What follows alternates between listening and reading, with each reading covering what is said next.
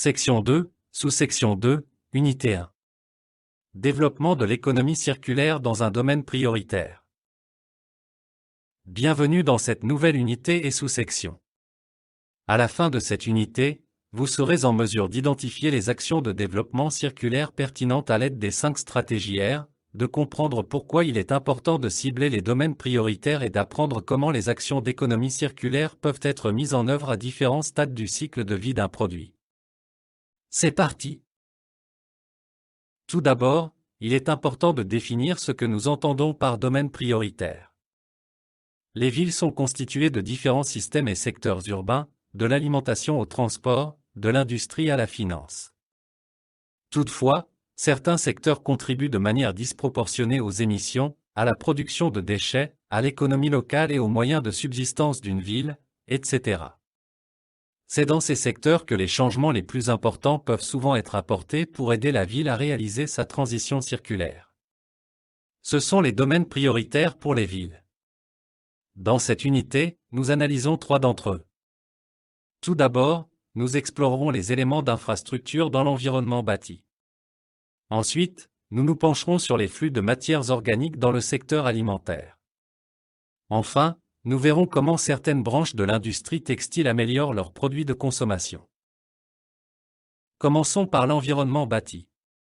Les bâtiments et la construction sont un secteur important pour la réduction des émissions de gaz à effet de serre. En raison de son cycle actuel extraire, produire, consommer, jeter, l'adoption d'un modèle d'économie circulaire dans ce secteur pourrait améliorer de manière significative sa durabilité globale. Le diagramme de droite illustre le cycle de vie d'un bâtiment. En appliquant les stratégies 5R à chaque étape, il est possible d'obtenir d'importantes améliorations en matière de circularité.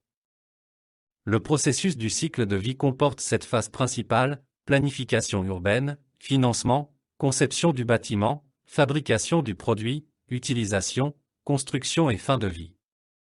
L'étape de la planification urbaine aborde des questions liées à l'aménagement du territoire, au zonage, aux droits de propriété et aux concessions d'utilisation. Elle vise à concevoir un environnement bâti qui réponde aux besoins de la population et influence donc les aspects physiques, environnementaux, économiques et sociaux d'un espace. L'étape du financement couvre traditionnellement les coûts de planification, de construction et d'utilisation du bâtiment. Cependant, pour un produit plus durable, le financement doit également prévoir le budget pour la prolongation de la durée de vie et les processus de fin de vie, qu'il s'agisse de maintenance, de changement d'utilisation ou de démolition. La phase de conception du bâtiment comprend le processus de conception, les aspects juridiques liés au bâtiment, ainsi que l'acquisition de services, tels que la fourniture d'eau, d'énergie et de matériaux de construction. La conception du bâtiment est étroitement liée à l'étape suivante, la fabrication du produit. C'est là que sont fabriqués les composants individuels nécessaires à la construction du bâtiment, par exemple le bois provenant des arbres. L'approvisionnement en matériaux de construction locaux peut améliorer la durabilité de cette étape, car les matériaux locaux produisent moins d'émissions dues au transport et leur origine peut être facilement vérifiée. Ensuite, la phase de construction comprend le transport des matériaux de construction vers le site de construction, la préparation du site, la construction et le nettoyage du site. Un bâtiment est ensuite utilisé et, lorsqu'il n'est plus en mesure de remplir sa fonction initiale, il entre dans la phase de fin de vie. La fin de vie signifie traditionnellement la démolition d'un bâtiment et l'élimination des déchets qui en résultent. Cependant, en appliquant les principes de l'économie circulaire, cette étape peut également inclure le renouvellement, le démontage et la réutilisation du bâtiment ou de ses ressources. Ces matériaux désormais secondaires peuvent ensuite être intégrés dans de nouveaux bâtiments au cours des phases de planification urbaine et de conception des bâtiments. Avant d'aller plus loin, prenez 10 minutes pour réaliser l'activité de réflexion ci-dessous. Sur la base du diagramme du cycle de vie des bâtiments, notez les étapes présentes dans votre secteur local de la construction et ce à quoi elles ressemblent. Où des interventions circulaires pourraient-elles être réalisées? Mettez la vidéo en pause ici et reprenez-la lorsque vous serez prêt à continuer. À travers ces études de cas dans le secteur du bâtiment et de la construction, nous verrons comment les interventions sont liées aux stratégies 5R que nous avons apprises dans les unités précédentes. Tout d'abord, Johannesburg est en train de repenser ses politiques de construction afin de concevoir des bâtiments efficaces et à faible émission de carbone. La politique de construction verte s'inscrit dans le cadre des efforts déployés par la ville pour atteindre une performance carbone faible à net nul pour tous les nouveaux bâtiments de Johannesburg d'ici 2030, tout en atteignant des normes de conformité de performance net nulle d'ici 2050. La politique guide la construction de bâtiments écologiques, à faible consommation d'énergie et économes en ressources, alimentés par des sources d'énergie plus propres et renouvelables. Dans le second cas, Tokyo promeut l'économie circulaire par le biais de réglementations qui obligent les entreprises à recycler leurs déchets. Tokyo produit actuellement 4,57 millions de tonnes de déchets par an. Grâce aux nouvelles réglementations, 92% de ces déchets sont désormais valorisés, et seulement 8% sont mis en décharge. La gestion des déchets de construction et l'approvisionnement régulier en matériaux de construction ont constitué un problème pour l'île dans le passé. Elle importait auparavant une grande quantité de bois d'Asie du Sud-Est, contribuant ainsi à la déforestation outre-mer. Aujourd'hui, Tokyo encourage l'utilisation de contreplaqué local au lieu du bois importé de Chine et d'Indonésie. La ville soutient également les matériaux de construction biosourcés tels que les panneaux de fibre, les blocs de construction et les résines, qui doivent être utilisés à la place du ciment, du béton et de l'acier. Enfin, la ville de Quezon utilise des incitations fiscales pour promouvoir les bâtiments circulaires et pour repenser son système de construction actuel. Son ordonnance sur la construction écologique évalue les bâtiments en fonction de facteurs tels que les plans de gestion des déchets de construction, la réutilisation des matériaux et les sources d'énergie renouvelables. Les promoteurs peuvent bénéficier d'une réduction de l'impôt foncier pouvant aller jusqu'à 25% en fonction de la note obtenue. Notre deuxième domaine prioritaire concerne les systèmes alimentaires. Le système alimentaire est responsable d'un tiers des émissions mondiales de gaz à effet de serre. Dans le même temps, le secteur de l'alimentation et de l'agriculture est un secteur d'emploi important.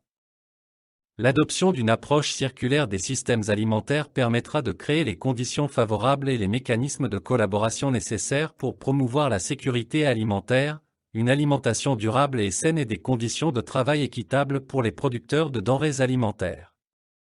Tous ces éléments contribuent à la stabilité de l'économie des systèmes alimentaires locaux. L'infographie présente les étapes du cycle de vie du secteur alimentaire. Le secteur comprend 3 étapes principales dans le processus du cycle de vie. En bleu, l'étape de l'approvisionnement, au cours de laquelle nous trouvons les matières premières. Cela va des semences aux engrais, des cultures destinées au bétail aux cultures destinées à la consommation humaine. L'étape de la consommation, représentée en jaune, comprend le stockage, l'agrégation et la transformation, le transport, ainsi que les marchés et la distribution. Enfin, l'étape de la fin de vie, représentée en vert, couvre la consommation, ainsi que la récupération des ressources et des déchets. Pour toutes ces étapes, les gouvernements locaux peuvent prendre des mesures pour soutenir le développement circulaire en boucle fermée. L'infographie montre quelles stratégies des 5 R peuvent être appliquées à chaque étape. Les flèches indiquent les multiples façons de boucler la boucle dans le secteur alimentaire. Prenez le temps de vous familiariser avec l'infographie et de réaliser cette petite activité de réflexion. Réfléchissez à quelques actions circulaires que vous pourriez mettre en œuvre dans les systèmes alimentaires de votre ville et notez-les. Mettez la vidéo en pause maintenant et appuyez sur Play lorsque vous serez prêt à continuer. Plusieurs villes considèrent déjà les systèmes alimentaires comme un domaine prioritaire de leur transition circulaire.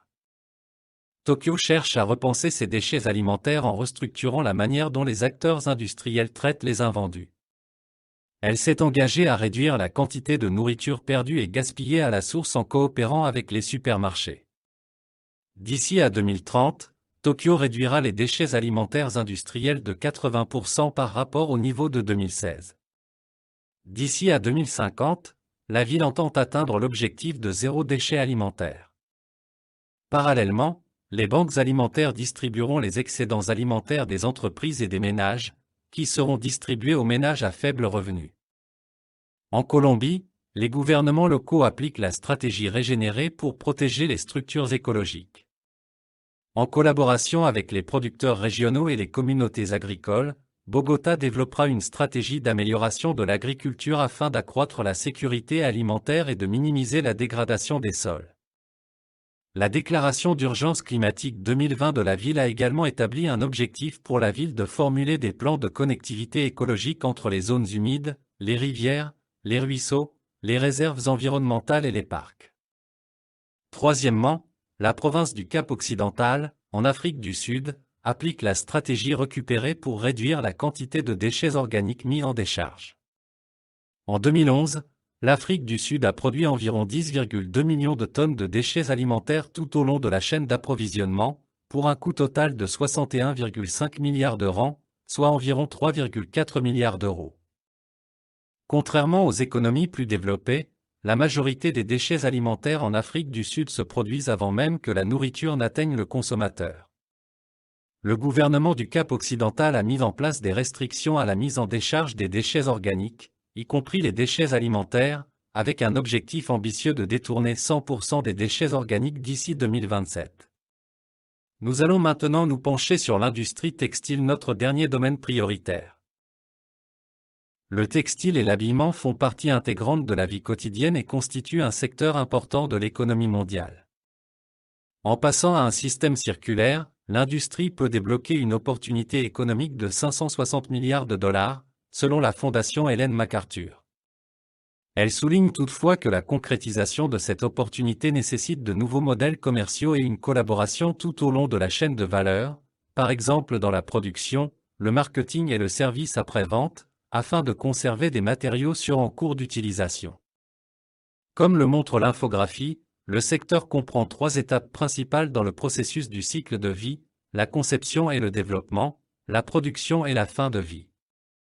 La phase de conception et de développement, représentée en bleu, comprend l'approvisionnement en matières premières, le financement et le transport des ressources. La phase de production, représentée en jaune, comprend la production textile, la fabrication du tissu, son agrégation et sa transformation, ainsi que sa distribution.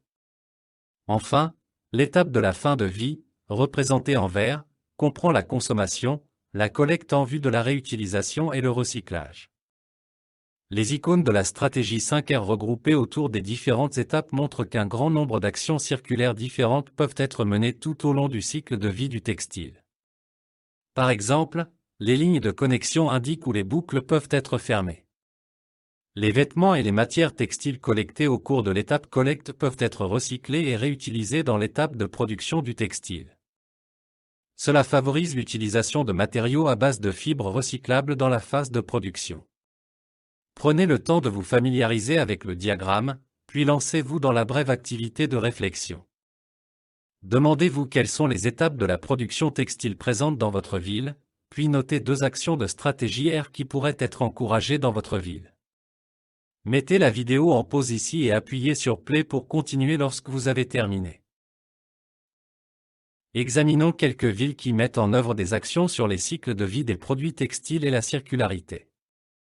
À Glasgow, la ville repense la façon dont ses habitants consomment les produits textiles, en particulier les vêtements pour enfants. Apparel Exchange à Glasgow aide les familles à transformer les chemins des dommages et des déchets en cercles de durabilité et d'attention. Il donne aux parents et aux soignants les moyens d'habiller leurs enfants dans des styles respectueux de l'environnement. Lorsque les enfants deviennent inévitablement trop grands pour leurs vêtements, ceux-ci sont récupérés, réparés si nécessaire et proposés à nouveau aux acheteurs dans le magasin Apparel Exchange, en ligne ou donnés à ceux qui en ont besoin. Ensuite, Amsterdam cherche à soutenir la réutilisation des tissus dans la fabrication de vêtements au niveau local. La ville se targue d'avoir l'une des plus fortes concentrations de marques de denim au monde, l'habitant moyen possédant 5 paires de jeans. Mais le denim est l'un des tissus les plus gourmands en ressources au monde, chaque paire de jeans nécessitant des milliers de litres d'eau et l'utilisation de produits chimiques polluants. En octobre 2020, les fournisseurs de textiles, les marques de jeans et d'autres acteurs concernés de la chaîne d'approvisionnement du denim ont signé le Denim Deal, acceptant de travailler ensemble pour produire 3 milliards de vêtements comprenant 20% de matériaux recyclés d'ici 2023. La ville collectera les vieux denims des habitants d'Amsterdam pour l'initiative et créera un atelier de réparation partagé par les marques, où les gens pourront faire réparer leurs jeans plutôt que de les jeter. Enfin, En Inde, des entreprises cherchent à valoriser les déchets textiles dans le cadre de la stratégie Réduire. Paewon Studio est une entreprise de textile upcycling basée dans la ville indienne de Noida. Depuis sa création en 2018, l'entreprise a revalorisé plus de 1500 kg de déchets textiles. L'industrie textile est l'une des industries les plus polluantes au monde et la troisième source de déchets solides municipaux en Inde. On estime qu'une grande entreprise textile indienne produit jusqu'à 45 000 mètres de déchets textiles par jour. Le studio Paewon s'attaque à ces problèmes en se concentrant sur la réutilisation des déchets de tissus pour en faire de nouveaux tissus grâce aux techniques traditionnelles indiennes de tissage à la main. Il est maintenant temps de tester vos connaissances sur les domaines prioritaires et les pratiques circulaires. L'exercice 4 se compose de 2 parties. Premièrement, cartographier les pratiques circulaires existantes dans votre juridiction, par secteur et par partie prenante. Deuxièmement, réfléchissez aux nouveaux liens et collaborations potentielles entre les secteurs et les groupes de parties prenantes dans votre localité. Vous trouverez le lien pour l'exercice 4 dans les notes de cours. Récapitulons les principaux enseignements de cette unité. Premièrement, les domaines prioritaires sont des secteurs qui contribuent de manière disproportionnée aux émissions, à la pollution locale, à la production de déchets, à l'économie locale et aux moyens de subsistance d'une ville. Deuxièmement, les changements les plus importants peuvent souvent être apportés dans les domaines prioritaires afin d'aider la ville à réaliser sa transition circulaire. Troisièmement, l'environnement bâti, l'alimentation et les textiles sont tous des domaines prioritaires. Votre ville peut avoir d'autres domaines prioritaires, en fonction de son contexte. Enfin, l'utilisation des cycles de vie des produits permet d'identifier le meilleur endroit pour introduire des actions circulaires afin d'obtenir un impact maximal dans les domaines prioritaires.